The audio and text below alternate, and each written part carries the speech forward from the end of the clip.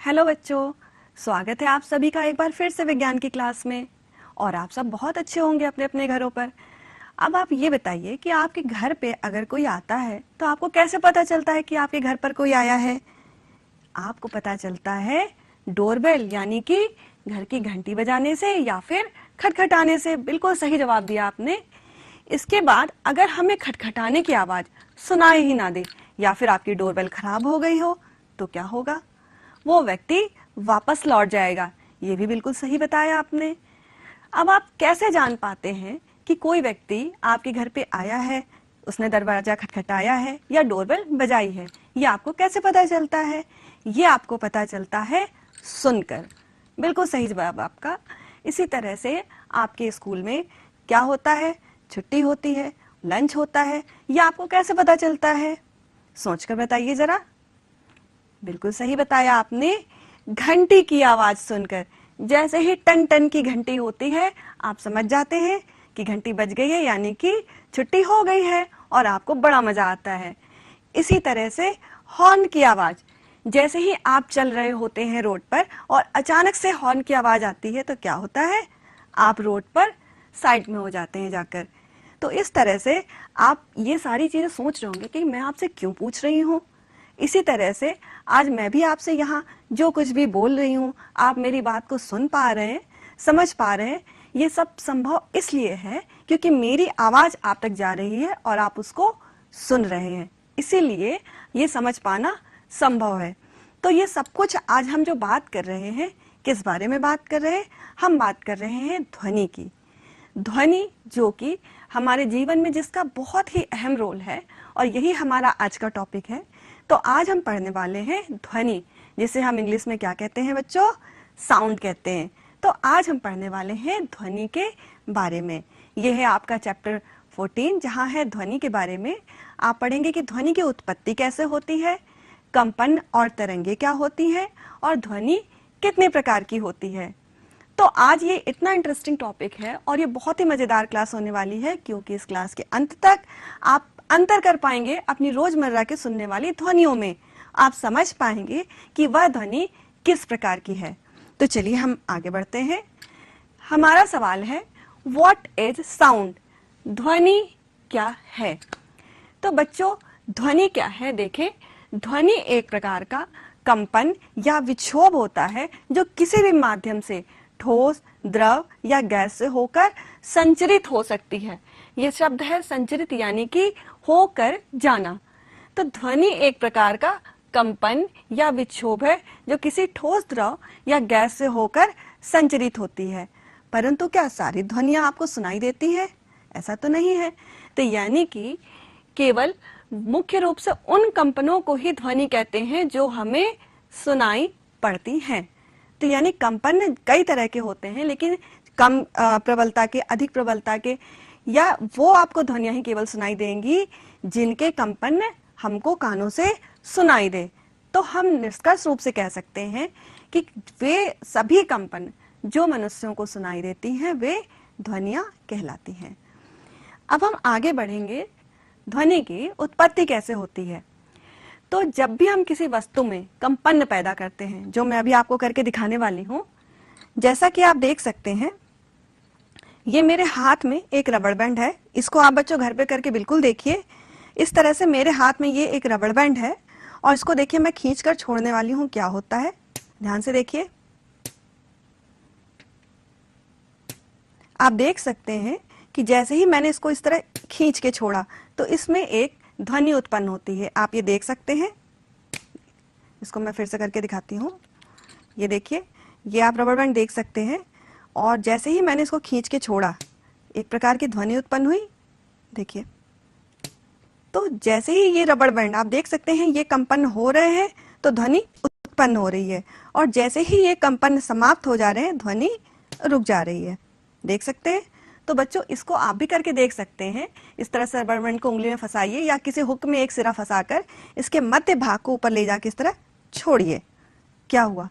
जैसे ही कंपन हुआ ध्वनि स्टार्ट हुई और कंपन बंद होते ही ध्वनि रुक गई। तो इससे हमें क्या पता चलता है कि वस्तुओं में कंपन के द्वारा ही ध्वनि उत्पन्न होती है। तो इसी तरह से वो हर एक वस्तु जिसमें कंपन होगा उसमें ध्वनि भी अवश्य होगी। अब ध्वनि कम है कि ज्यादा है, वो आपको सुनाई देगी या नहीं देगी, ये हम अभी आगे जान पाएंगे। सबसे पहले आप जानिए कि ध्वनि कंपन से उत्पन्न होती है तथा तरंग के रूप में चलती है। तो यहाँ आप दो शब्द हमारे सामने आए, कंपन और दूसरा तरंग, जिसके बारे में अभी मैं आपको बताने वाली हूँ। ध्वनि यहाँ से आप देख सकते हैं हमारे कानों तक जा रही है, पर ये किस रूप में जा रही है आप देख सकते हैं, ये आगे बढ़ रही है तरंग के रूप में। आप ये देख सकते हैं इस तरह से, यानी कि जो ध्वनि होती है वो हमारे कानों तक इस तरह से आगे तरंग के रूप में बढ़ती है। यानी पहले तो आप देख सकते हैं इसके ये आयाम ज्यादा होते हैं, फिर धीरे धीरे धीरे धीरे ध्वनि इस तरह से आपको तरंग के रूप में आगे बढ़ती हुई दिखाई देती है। अब हम समझेंगे शब्द कंपन क्या है, जिसके बारे में मैंने आपको अभी बताया।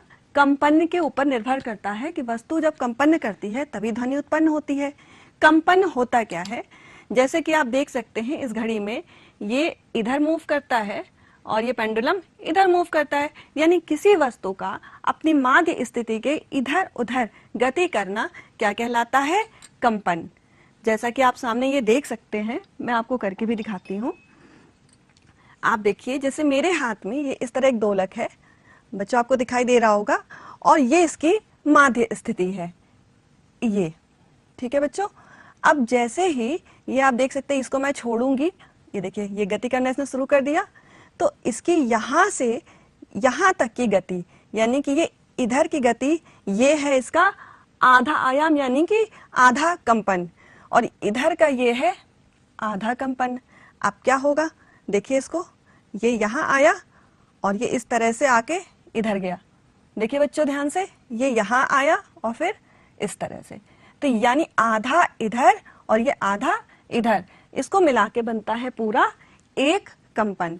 तो इस तरह से यहाँ तक ये बना पूरा एक कंपन। तो हम बोल सकते हैं कि एक कंपन, ठीक है बच्चों, एक कंपन में लिया गया समय, जितना समय लगता है इस पूरे एक कंपन को करने में, उसे हम कहते हैं आवर्त काल।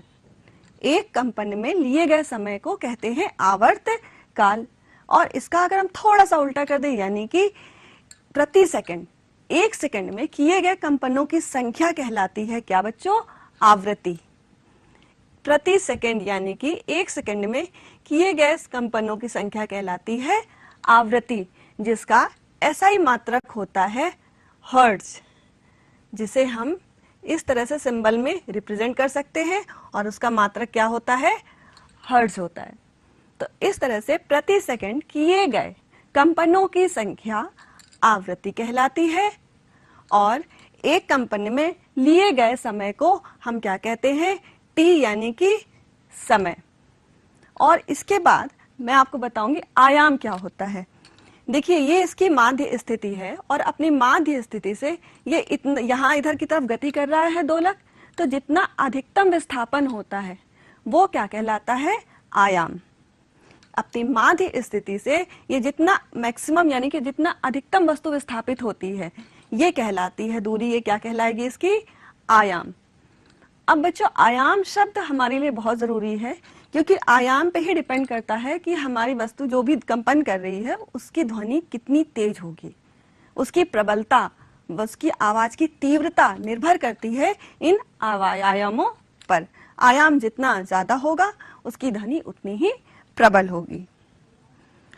अब हम जो दूसरा शब्द था तरंग, तरंग के रूप में कैसे चलती है ध्वनि, पहले जानिए तरंग होता क्या है। देखिए बच्चों तरंग क्या है, तरंग का अर्थ होता है लहर। अगर हम शॉर्ट में बात करें, तरंग का अर्थ होता है लहर। तो तरंग एक प्रकार का विक्षोभ है, यानी कि इंग्लिश में हम बोलेंगे डिस्टरबेंस है, जो किसी माध्यम से होकर गति करता है और माध्यम के कण निकटवर्ती कणों में गति उत्पन्न कर देते हैं। इसका बहुत अच्छा एग्जाम्पल होता है बच्चों कि तालाब में जब कोई व्यक्ति पत्थर फेंकता है, आपने देखा भी होगा कि जब तालाब में पत्थर फेंको तो कुछ इस तरह की संरचना आपको दिखाई देती है। बीच में जैसे ही यहाँ पे एक कंकड़ फेंका तो इस तरह से एक आपको दिखाई देता होगा कि गोलाकार से संरचना ऐसे आगे की ओर बढ़ने लगती है। जैसे ये मैंने पत्थर डाला और कुछ इस तरह की संरचना आगे आपको गोलाकार बढ़ती जाती है, पर ये आगे जाके यहाँ पे क्या होता है, ये लुप्त हो जाती है। तो इस तरह से ये आपको संरचना ठीक यही हमारी ध्वनि में भी होती है। जैसे आप देख सकते हैं ये घंटी की आवाज यहाँ पर उत्पन्न हुई, तो इसकी आवाज आगे इसी तरह से गोलाकार होते हुए तरंगों के रूप में आगे बढ़ती है। अब आप सोच रहे होंगे कि क्या माध्यम, जिस माध्यम में ये आगे बढ़ती है ध्वनि, तो क्या माध्यम के कण ही आगे बढ़ने लगते हैं? ऐसा बिल्कुल नहीं होता है। जैसे ही ध्वनि उत्पन्न होती है, माध्यम के कण उस गति को, जैसे ये एक यहाँ पे कण है माध्यम का, ये आगे आने वाले जितने भी यहाँ माध्यम के कण हैं उनको वो गति को आगे ट्रांसफर यानी कि देते जाते हैं, उनको आगे स्थानांतरित करते जाते हैं। तो इस तरह से एक माध्यम में जितने भी अणु होते हैं, जितने भी उसके कण होते हैं, वो गति को एक दूसरे को आगे देते जाते हैं और इस तरह से ध्वनि की जो तरंगे हैं वो आगे बढ़ती जाती हैं। तो अब हम क्या कहेंगे कि ध्वनि जब एक संचरित होती है तो माध्यम के कण आगे ना बढ़कर माध्यम में वो विक्षोभ तरंग के रूप में आगे बढ़ता है। अब तरंग होते कितने प्रकार की है? देखिए, तरंग बच्चों दो प्रकार की होती है।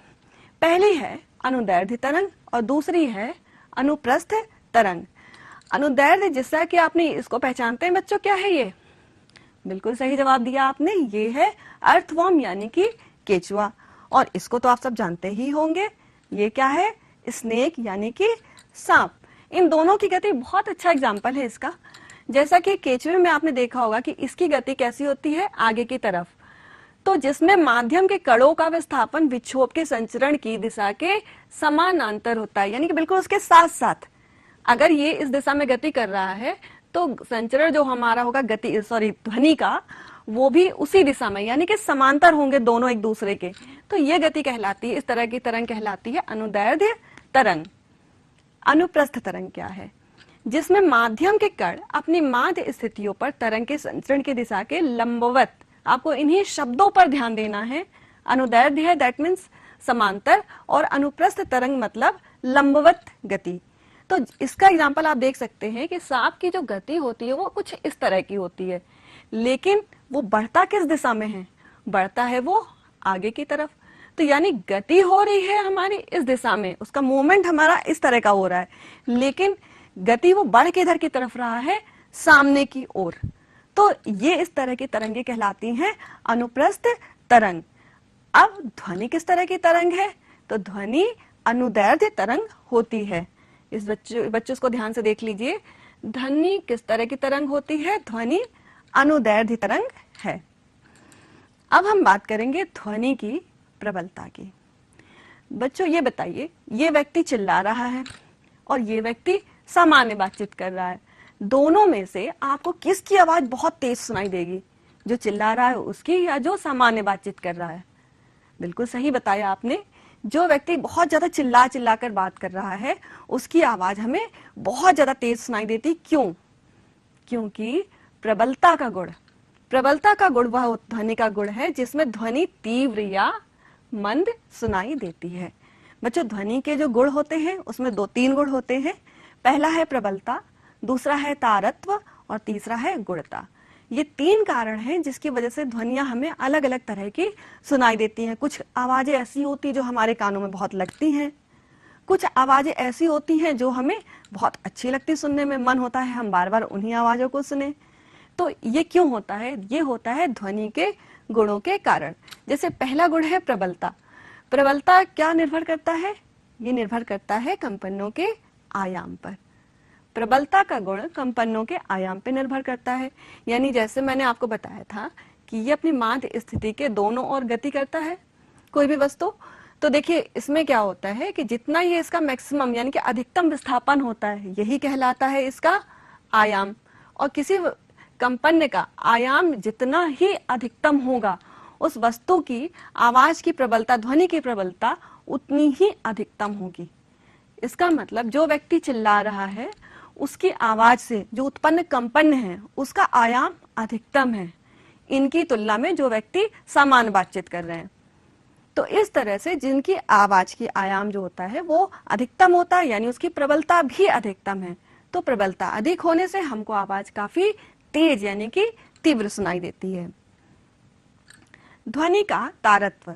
तारतम्य बच्चों ध्वनि का वह गुण है जिसके कारण हमको कोई कोई आवाज कानों में जैसे लगता है चुभ रही है, यानी बहुत तीखी सुनाई देती है, और कोई कोई आवाज सुनने में हमको लगता है कि थोड़ा सा गंभीर आवाज है। अब आप देख सकते हैं कि यहाँ क्या है, एक लड़का है और एक लड़की है। तो अब आप अंतर करके बता सकते हैं कि किसकी ध्वनि बहुत तीखी होगी और किसकी बहुत भारी होगी। तो ये सबको पता है, भारी मतलब थोड़ी सी आवाज में मोटापन और तीखी मतलब आवाज पतली। तो ये बिल्कुल सही जवाब दिया आपने, लड़के की आवाज थोड़ी सी मोटी यानी कि भारी और लड़की की आवाज तीखी होगी। तो ये गुण भी निर्भर करता है ध्वनि के कौन से गुण पे, तारत्व पर। तारत्व जिसकी ध्वनि में उच्च होगा उसकी आवृत्ति बहुत ही ज्यादा होगी। तो आवृत्ति जब ज्यादा होगी तो वो ध्वनि हमको क्या होगा, बहुत ही ज्यादा भारी सुनाई देगी, और जिसकी आवृत्ति बहुत निम्न होगी तो इस तरह से आप समझ जाएंगे कि आवाजों में आप अंतर कर पाएंगे अब सुनकर कि कौन सी आवाज मोटी है और कौन सी भारी। अब हम बात करेंगे विभिन्न वाद्य यंत्रों से उत्पन्न होने वाली ध्वनि के बारे में। अच्छा बच्चों, आप त्योहारों में गए होंगे अक्सर और आपने देखा होगा वहां पे ढोलक बजती है। कभी मन में आपने सोचा कि यह आवाज कहाँ से आ जाती है, एक ढोलक होती है और जिसको लोग पीट रहे होते हैं और इतनी अच्छी लगती है आवाज, कहाँ से ध्वनि उत्पन्न होती है। तो जो आप मन में आपके विचार आ रहे हैं वो बिल्कुल सही है, क्योंकि उसको हाथ से पीटा जाता है। क्या होता है कि जिस तरह ये ढपली दिख रही है, ढपली है, मृदंग, तबला, ढोलक, इस तरह के जितने भी वाद्य यंत्र होते हैं इनमें इस तरह से क्या होता है, चमड़े का डायाफ्राम लगा होता है। अब डायाफ्राम लगे होने पे क्या होता है, यहाँ पे जितनी तेजी से आघात किया जाता है उतनी ही तेज ध्वनि उत्पन्न होती है। अब जैसे कि मैंने अभी आपको बताया था कि ध्वनि की जो प्रबलता निर्भर करती है किस पे, आयाम पर, जिसको मैं भी आपको पहले करके भी दिखाने वाली हूँ। जैसा कि आप देख सकते हैं अभी ये आप देख सकते हैं कि एक एक ग्लास रखा हुआ है बच्चों, और इस तरह से ये इसको मैं गति कराने वाली हूँ। देखिए बच्चों, तो इसका आयाम अधिकतम है अभी। तो देखिए जैसे ही मैंने इसको छोड़ा, अब आप देखेंगे इसमें आपको एक आवाज सुनाई दी। अब देखिए फिर से अंतर करिए, कोशिश करिएगा। तो आप देख रहे हैं जब मैं इसको काफी दूर से छोड़ रही हूँ तो कितनी तेज आवाज आ रही है, और जब मैं इसको पास से छोड़ रही हूँ देखिए ये ध्वनि काफी कम है। फिर से देखिए बच्चों, देखिए ये आवाज कम है ना, तो इसका मतलब ये आयाम अधिकतम था तो आवाज तेज आई, पर ये आवाज यहां से देखिए आयाम कम है तो धीमी हो गई इसकी आवाज। तो ध्वनि की जो तीव्रता होती है, ध्वनि कितनी तेज होगी, ये निर्भर करता है ध्वनि के आयाम पर कि उसके कंपन जो है उसका आयाम कितना अधिकतम है।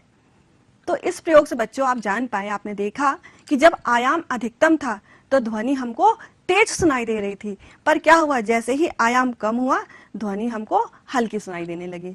तो इस तरह से आयाम पे ध्वनि निर्भर करती है, उसके कंपनों के आयाम पर कि ध्वनि कितनी तेज होगी। यही होता है हमारे वाद्य यंत्रों के साथ। हम जितना कस के अपने हाथों को दूर ले जाकर जब उस पर हम आघात करते हैं तो ध्वनि तेज उत्पन्न होती है, और जब हम पास से करेंगे आघात तो ध्वनि कम निकलती है। अब ध्वनि इन्हीं वाद्य यंत्रों के आधार पर चार तरह से उत्पन्न की जा सकती है। वाद्य यंत्रों में पहला आप सबने सही सोचा, आघात के द्वारा। पहला तरीका है जैसे ढोलक, मृदंग, इन पर आघात के द्वारा। दूसरा होता है क्या, फूकने से, जैसे शहनाई आपने देखी होगी, बांसुरी देखी होगी, और एक तो आप सबने किया होगा, जैसे मैं आपको करके दिखाती हूँ कि अगर हमारे पास एक पेन का ढक्कन है, जैसे आप ये देख सकते हैं पेन का ये ढक्कन है और मैं इसको फूकती हूँ, देखिएगा आवाज आई, फूकने पे एक ध्वनि उत्पन्न हुई। ठीक इसी तरह से बच्चों हम जब भी बांसुरी हुई और शहनाई हुई, इसमें जब हम फूकते हैं तो एक ध्वनि उत्पन्न होती है। तो दूसरा तरीका हुआ फूकने के कारण। फिर तीसरी हम बात करेंगे जैसे कि वायलिन, इसमें किस लिए होता है, रगड़ने से, जब इसके तारों को हम रगड़ते हैं। इसी तरह से सितार, आपका गिटार, ये तो आपका गिटार हो गया। इसी तरह से इनमें तो हम लोहे की पत्ती लेते हैं उसके ऊपर रगड़ते हैं, लेकिन कुछ वाद्य यंत्रों में हम तारों को जब हम खींच के छोड़ते हैं तो भी एक ध्वनि उत्पन्न होती है, जो मैं आपको करके दिखाती हूँ। जैसा कि आप ये देख सकते हैं, इसको आप बच्चों घर पे भी बनाएंगे। ये एक आपको खराब कोई भी बेकार बॉक्स आप ले लीजिए खाली, और उसमें इस तरह के रबर बैंड आप लगा दीजिए, और ये आप सबको भी करना है। जैसा कि आप देख सकते हैं रबर बैंड को मैं खींच रही हूँ तो ये एक ध्वनि उत्पन्न हो रही है, देख सकते हैं।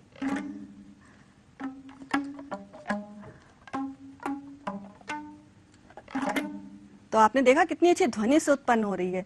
तो इस तरह से इसको आप घर पे बनाइए और इसको एंजॉय करिए कि देखिए कितना अच्छा इससे म्यूजिक निकल रहा है। तो आप तरह तरह के म्यूजिक भी इससे निकाल सकते हैं। तो इस तरह से कुछ वाद्य यंत्रों में भी, जैसे सितार, गिटार, वायलिन में क्या होता है कि इसी तरह से तारों को, उसमें लोहे के तार होते, इस तरह खींचा जाता है तो एक प्रकार की ध्वनि उत्पन्न होती है। तो इसी तरह से कुछ वाद्य यंत्र हैं जिनके बारे में आप बताएंगे अब मुझे, जैसे कि ढोलक, तबला, मृदंग। अब आप बताइए इसमें ध्वनि कैसे उत्पन्न होती है। बिल्कुल सही बताया आपने, आघात के द्वारा। इसी तरह से सितार और गिटार में कैसे ध्वनि उत्पन्न होती है, तारों को खींचकर छोड़ने से। वायलिन में कैसे ध्वनि उत्पन्न होती है, रगड़ने से। और बांसुरी, बीन, शहनाई में, ये तो आपको बड़ा अच्छा लगता होगा बांसुरी को बजाना, कैसे ध्वनि उत्पन्न होती है, फूंक मारने से। तो अब आप अच्छी तरह से समझ चुके हैं कि इन वाद्य यंत्रों में ध्वनि किस प्रकार उत्पन्न की जाती है। अब हम पढ़ेंगे कि ध्वनियां कितने प्रकार की होती हैं। बच्चों, जैसा लक्षणों के आधार पर मैंने अभी आपको 3 गुण बताए थे, प्रबलता, तारत्व और गुणता। इन्हीं के आधार पर ध्वनियों को कैटेगराइज किया गया है, वर्गीकृत किया गया है। फिर है आवृत्ति के आधार पर अपश्रव्य, श्रव्य और पराश्रव्य। तो सबसे पहले हम जानेंगे कि प्रबल ध्वनि तथा मंद ध्वनि क्या होती है। अच्छा, आप ये बताएं कि जब आप कभी कभी पढ़ते पढ़ते कॉपी के पेज पर लटते हैं तो क्या आपको वो ध्वनि इतनी तेज रहती है कि आपकी बाहर कोई, क्लासरूम के बाहर कोई खड़ा हो, उसको वो ध्वनि सुनाई दे जाए? बिल्कुल सही बताया आपने, बिल्कुल नहीं। आपके बगल के बच्चे को तो सुनाई देगी, लेकिन बाहर खड़े व्यक्ति को वो आवाज सुनाई नहीं देगी। पर अगर लाउड स्पीकर चल रहा हो तो क्या होता है, उसकी आवाज बहुत दूर दूर तक जाती है। इसी तरह से बादलों की गड़गड़ाहट, इसकी आवाज भी हम बहुत दूर से सुन सकते हैं। तो ध्वनि कितनी प्रबल है या मंद, ये निर्भर करता है ध्वनि की प्रबलता पे, और प्रबलता का गुण मैं आपको पहले ही बता चुकी हूँ। अब ध्वनि मोटी है या पतली, ये निर्भर करता है ध्वनि की आवृत्ति पे। जैसे कि कुत्ते की आवाज की आवृत्ति, बिल्ली की आवाज की आवृत्ति आप देखेंगे तो बिल्ली की आवाज पतली और कुत्ते की आवाज मोटी होती है। तो ये भी मैं आपको अभी तारत्व का गुण बता चुकी हूँ। फिर है प्रिय तथा अप्रिय ध्वनि। ध्वनि की गुणता व्यक्त करती है कि ध्वनि प्रिय होगी या अप्रिय। जैसे कि बांसुरी की ध्वनि आपको अच्छी लगती है तो वो हो गई प्रिय, और जो आवाज आपको सुनने में बहुत ज्यादा जैसे कि तेज लगे या ना कानों को अच्छी लगे तो वो हो गई अप्रिय। अब हम बात करेंगे अपश्रव्य ध्वनि की। देखिए बच्चों, जो कंपन 20 कंपन प्रति सेकंड की दर से कम आवृत्ति की ध्वनि तरंगे जो होती है, इनको हम कहते हैं क्या, अपश्रव्य, जिसको मनुष्य सुन नहीं सकता है। पर इसको कौन सुन सकता है, हाथी और कबूतर। फिर है श्रव्य ध्वनि, 20 हर्ट्ज से 20,000 हर्ट्ज के बीच की आवृत्तियों को हम कहते हैं श्रव्य, और इसको हम ऑडिबल रेंज यानी श्रव्यता परास भी कहते हैं, और इसे हम मनुष्य आसानी से सुन सकते हैं। फिर है पराश्रव्य ध्वनि, 20,000 हर्ट्ज से अधिक की आवृत्ति की ध्वनि को मानव सुन नहीं सकता है। इसे चमगादड़, डॉल्फिन और कुत्ते, ये कुछ जंतु हैं जो आसानी से सुन सकते हैं।